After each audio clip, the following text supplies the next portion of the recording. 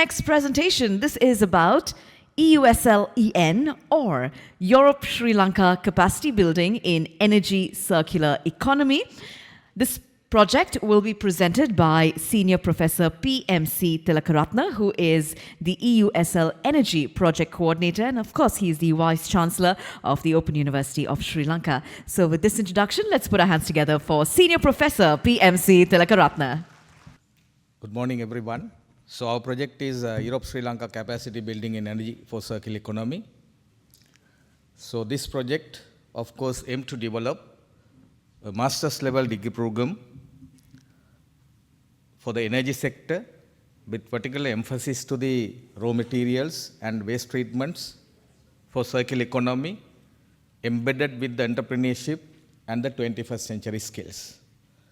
So the Open University is the main partner. We have, other three partners, University of Peradeniya, University of Ruhuna, and University of Moratuwa. And three European partners, I need to mention, Royal Institute of Technology in Sweden, Centre Supélec France, and University 20 in Netherlands. Project period covered the 2022-2023. International advisor we had, that is Emeritus Professor Thorsten Franzen from the Royal Institute of Technology.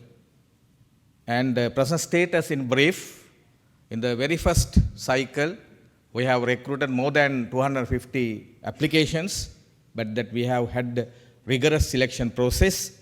With that, we selected 121 students, and they are in the second year of the studies of 4 universities, and now second batch also that we have advertised, 300 applications we have received, including foreign applicants. We have selected 155, and we have this cohort, students from the UK, China, and the Thailand.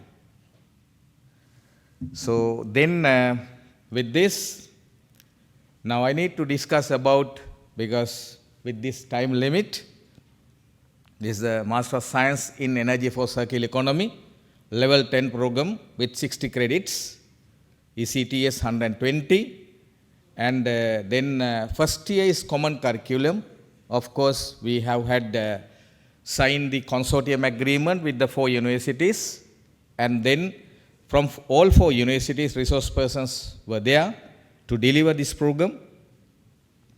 And thereafter, 4 specialization areas, that is based on the research in the second year. So then, now the first batch of students, they have diverted into the 4 different universities according to their research areas for the specializations. Then European and local, of course, that partners, I mean lecturers, academics, supported. Even I must appreciate from the Netherlands, then Centre Supélec France, then Sweden University, all that free of charge, now help in this program, lecturing, everything free of charge. Then we have implemented challenge-based learning from the year 1 onwards, and then a compulsory and elective courses, and elective courses are embedded into the curriculum. And as my previous, of course, presenter said, we have established 4 remote laboratories in 4 universities with this grant. Challenges, of course, is obvious. Many challenges, because during this project, pandemic came in, but that we successfully implemented, and we have never stopped. No approvals for some of the cases, but that we went ahead without approvals because we wanted to meet all the guidelines of the Erasmus Plus program.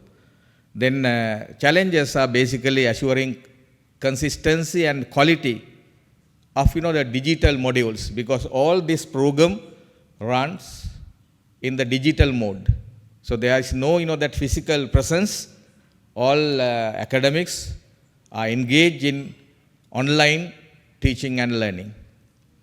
Then training the teachers to develop digital modules in Learnify online platform. Of course, that free of charge, we have obtained another similar Moodle LMS version, Learnify platform.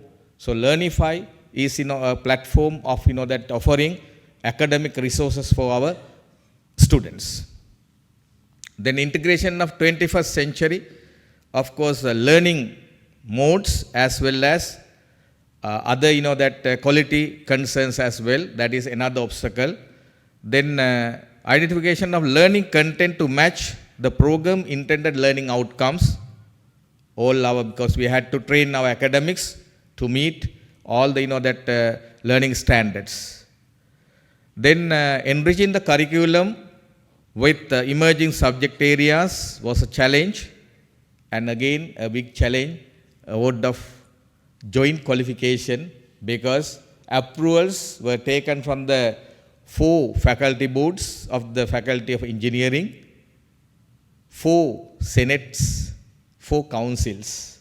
You can see that how it's difficult to get the red tapes out, this bureaucratic model, and finally ended up with the UGC quality assurance, and then the standing committee and the commission approval. All that that we have that was cleared, and we have introduced the program. Those are the challenges. And apart from that, again lot of that foreign exchange issues. Then at the same time audit queries, because it's subject to the audit of the Erasmus Plus program.